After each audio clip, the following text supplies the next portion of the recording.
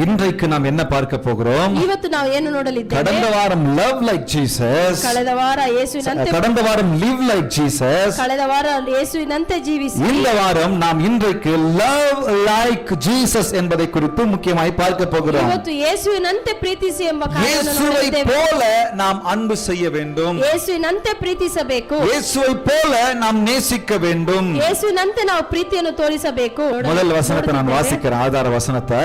ವಾಕ್ಯವನ್ನು அவர் எப்படி நம்மை நேசிச்சார் என்பதில் ಯಾವ ರೀತಿ ಆತನು ಪ್ರೀತಿಯನ್ನು ತೋರಿಸಿದ್ದಾನೆ ಎಂಬ யோவான் 13:1 வசனம் சொல்லுகிறது. ಯೋವಾನು 13:1 ಈ ರೀತಿ ಹೇಳಿದೆ, பஸ்கா பண்டிகைக்கு முன்னே இயேசு உலகத்தை விட்டு பிதாவினிடத்திற்கு போகும்படியான தம்முடைய வேளை வந்ததென்று அறிந்து, ಆ ಪಸ್ಕಾ ಹಬ್ಬದ ಮೇಜು ಯೇಸು ತನ್ನ ಈ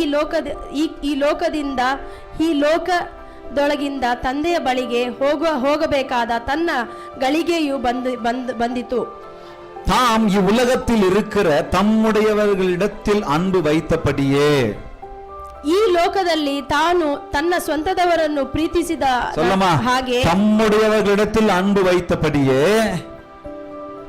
சொல்லுங்க, தம்முடையவர்களிடத்தில் அன்பு வைத்தபடியே, ಅವರೊಟ್ಟಿಗೆ ಇರುವವರೊಟ್ಟಿಗೆ ಇಟ್ಟಿದ್ದ ಪ್ರೀತಿ முடிவு பரியந்தமும் அவர்களிடத்தில் அன்பு வைத்தார். ಅಂತ್ಯದವರೆಗೂ ಆ ರೀತಿ ಆತನು ಪ್ರೀತಿ எಲ್ಲಿவரைக்கும் வச்சாரு?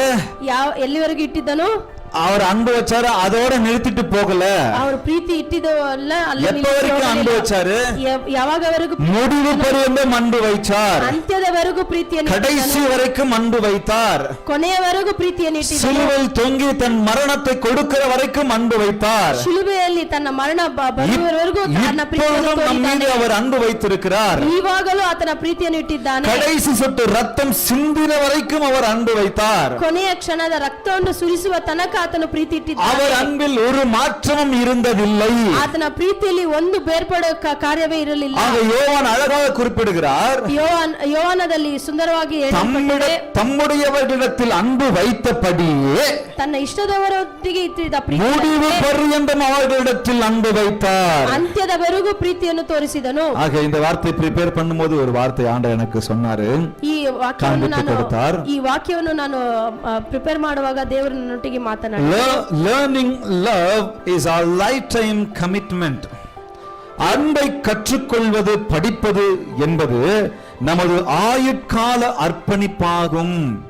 அன்பை கற்றுக்கொள்வது, ಪ್ರೀತಿಯನ್ನು ಕಲಿತುಕೊಳ್ಳುವುದು, அன்பை படிப்பது என்பது, ಪ್ರೀತಿಯನ್ನು ಓದುವುದು என்பது என்னுடைய உங்களுடைய ஆயுட்கால அர்ப்பணிப்பாய் இருக்கிறது. ಅದು ನಮ್ಮ ಅಂತ್ಯದವರೆಗಾಗಿ ಇರುವ ಕಾರ್ಯವಾಗಿದೆ. அப்ப அன்பை கற்றுக்கொண்டு அநேகருக்கு பகிர்வது என்பது, ನಮ್ಮ ಪ್ರೀತಿಯನ್ನು ಕಲಿತುಕೊಂಡು ಬೇರೊಬ್ಬರಿಗೆ ತೋರುವುದು இன்னைக்கு நாளைக்கு விஷயம் இல்லைங்க. ಇವತ್ತು ನಾಳೆ ಕಾರ್ಯವಲ್ಲ. நம்முடைய கடைசி மூச்சு வரைக்கும் அதை கமிட்மெண்டோடு பின்பற்ற வேண்டும். ಅದು ನಮ್ಮ ಕೊನೆಯ ತನಕ ನಾವು ಅದನ್ನು ಹಿಂಬಾಲಿಸಬೇಕಾಗಿದೆ. மூச்சு விடுகிற வரைக்கும், ಅದು ನಾವು ಉಸಿರು ಬಿಡುವ ತನಕ, சுவாசம் விடுகிற வரைக்கும், ನಮ್ಮೊಳಗೆ ಶ್ವಾಸವಿರುವ கடைசி மணி துளி வரைக்கும் ಕೊನೆಯ ಕ್ಷಣವರೆಗೂ அன்பு என்பது லைஃப் டைம் கமிட்மெண்ட். ಪ್ರೀತಿ ಎಂಬುದು ಅದು ನಮ್ಮ ಕೊನೆಯ நம்புறவங்க மாத்திரம் ஹல்லேலூயா சொல்லுங்க.